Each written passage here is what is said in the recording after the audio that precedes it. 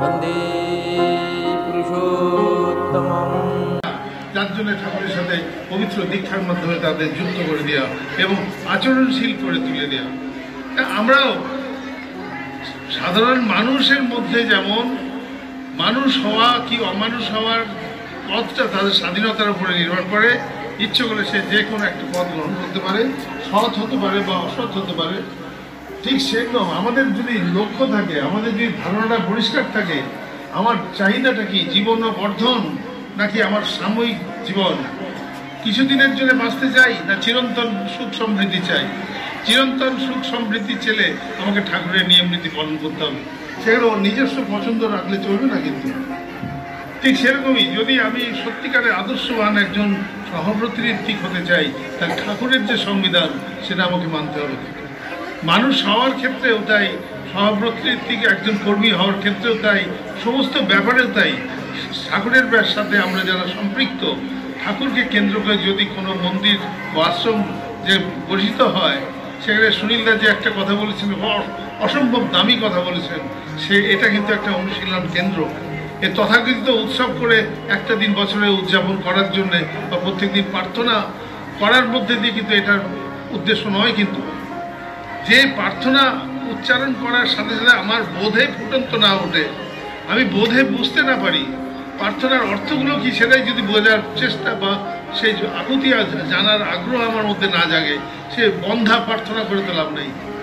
আমরা অনেকে আজকাল সনাতন ধর্মে আমরা অনেক পূজা করি দেবদেবীর, কিন্তু পূজা করলে যে দেবী বা দেবতা যে গুণের জন্য পূজিত হচ্ছেন, সেই গুণের কিন্তু চর্চা করি না। কোন গুণের জন্য সেই বিষয়ের দেবতা সেটা আমার জানা নাই। কিন্তু লক্ষ্মীকে পূজা করে মায়েরা অনেকে, কিন্তু লক্ষ্মী কিসের জন্যে, কোন গুণের দ্বারা তিনি লক্ষ্মী মা হয়েছেন, কোন আচরণশীল আমার হতে হয়, সেগুলো কিন্তু আমাদের জানা নেই। সেজন্য এত লক্ষ্মী পূজা করার পরেও আমাদের শ্রীর বর্ধন হচ্ছে না। কিন্তু এত কালী পুজো করার পরেও আমাদের মধ্যে সেই শক্তি নেই। কিন্তু এত দুর্গা পুজো করার পরেও মানুষের মধ্যে সেই তেজ বা সেই কাজ করার যে ক্ষমতা, সে 10 হাত দিয়ে কাজ করার মধ্যে সেই প্রবৃত্তি বা কৌশল আমাদের জানা নেই। সেই এইগুলোকে ঠাকুর বলছে, এগুলো হচ্ছে বন্ধা পূজা। সে যেগুলো আমার মধ্যে আমার শিক্ষায় শিক্ষিত করে তুলে আমাকে আচরণশীল করে দিই। ঠিক সেরকমই ঠাকুরের দীক্ষা নিলেই হবে না, মেকানিক্যালি যান্ত্রিকভাবে দুটো ইষ্টবিধি করলেই হবে না। ইষ্টবিধি মানে তাকে আমার মধ্যে জীবন্ত করে তোলা, সেই করার মধ্যে দিয়ে তার প্রতি অনুরাগ ভক্তি ভালোবাসার মধ্যে দিয়ে তাকে পরিরক্ষণ করা, পরিপোষণ করা, পরিপালন করা। শুধু অর্ঘ্য রাখাটাই ইষ্টবিধি নয়, পরিপালন করা, পরিরক্ষণ করা, পরিপালন করা, তাকে এটাই হচ্ছে পুরোটা করার মধ্যে যে ইষ্টবিধি নিহিত। পরিরক্ষণ করা মানে তার বিধি নিয়ম পালন জেনে, তার যেগুলো নীতিনির্দেশ সেগুলো জেনে সেগুলো ঠিকভাবে আচরণের মধ্যে দিয়ে রক্ষা করা, বিকৃত হতে না দেয়া। এই আমার মন্দিরটা, আমার আশ্রমটা সেরকমই একটা কেন্দ্র হবে।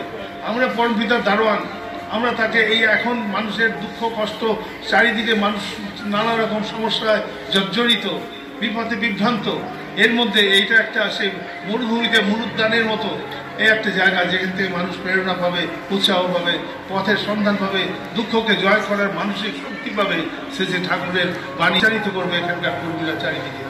সেই জায়গাটা যদি সেই কাজ থেকে বঞ্চিত হয়ে একটা তথাকথিত একটা পূজার কেন্দ্র হয়, যে পূজা মানুষকে উজ্জীবিত করে না, যে পূজা মানুষকে সমৃদ্ধ করে না, যে পূজা মানুষকে আরো বেশি চরিত্রে বলবান করে তোলে না, সেই মন্দিরের কোনো দাম নেই। ঠাকুর এরকম আশ্রম চাননি। আমরা যেখানেই সেটা যেন মানুষ প্রেরণা পায়, উৎসাহ পায়, এখন বিভ্রান্ত মানুষ যেন পথের সন্ধান পায়, সুখ ও শান্তির একটা আশ্রয় চায়।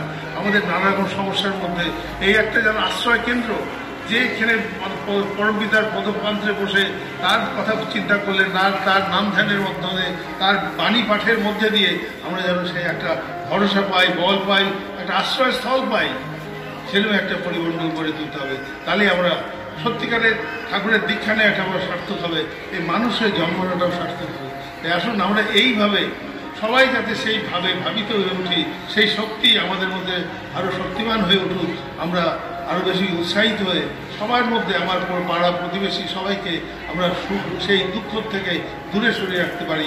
সমস্যা বিপদ আপদ আমাদের বাড়ির চৌকাঠের মধ্যে ঢুকবে না। তার চিরদিন যেহেতু ঠাকুরের নিয়ম নীতি মেনে চলছি, সেই সমস্যা চিরদিন আমার বাড়ির চৌকাঠের বাইরেই থাকবে, আমাকে কোনোদিনও স্পর্শ করতে পারবে না।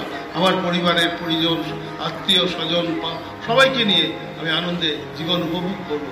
পরমপিতার দেখিয়ে দেওয়া পথে অবিকৃতভাবে চলে সেইভাবে চলে উঠবো, গড়ে উঠবো নিজেকে। এটাই হচ্ছে আসল আমার জীবনের উৎস। ভালো থাকতে হবে, সুস্থ থাকতে হবে এবং দীর্ঘদিন জীবন উপভোগ করতে হবে। সেটা 2-4 দিনের জন্য নয়, চিরন্তন যতদিন বেঁচে আছি। আমি না থাকলেও আমার সন্তান সন্ততির মধ্যে সেই শিক্ষাটা সঞ্চারিত করে দিতে হবে।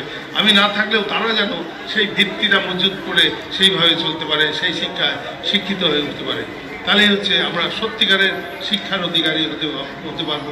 তথাকথিত পুঁথিগত বিদ্যায় সেটা সম্বল না করে চারিত্রিক শিক্ষায় শিক্ষিত হয়ে চারিত্রিক সম্পদে সম্পদশালী হয়ে মানুষের মতো মানুষ হতে পারবো। আপনাদের সবাইকে আমি অবিকৃত ইষ্টপ্রাণতার জন্য আমি পরমপিতার কাছে প্রার্থনা করি। আপনারা ভালো থাকবেন, সুস্থ থাকবেন। আবার প্রত্যেক সময় শেষে ঠাকুরকে কেন্দ্র করে আমরা যেন আরও উন্নত হতে পারি, আচরণশীল হতে পারি, আরও আস্তে আস্তে নিস্তে পরমপিতার মনোমত হয়ে উঠতে পারি। খাওয়া দাওয়া চলাফেরা সব কিছুর মধ্যে দিয়ে তাহলে আমাদের জীবন সার্থক হবে। আপনারা সব দিক দিয়ে আরও বেশি তার সাথে যুক্ত হয়ে সম্পৃক্ত হন, এই প্রার্থনা আমার কাছে। জয় গুরু, বন্দে।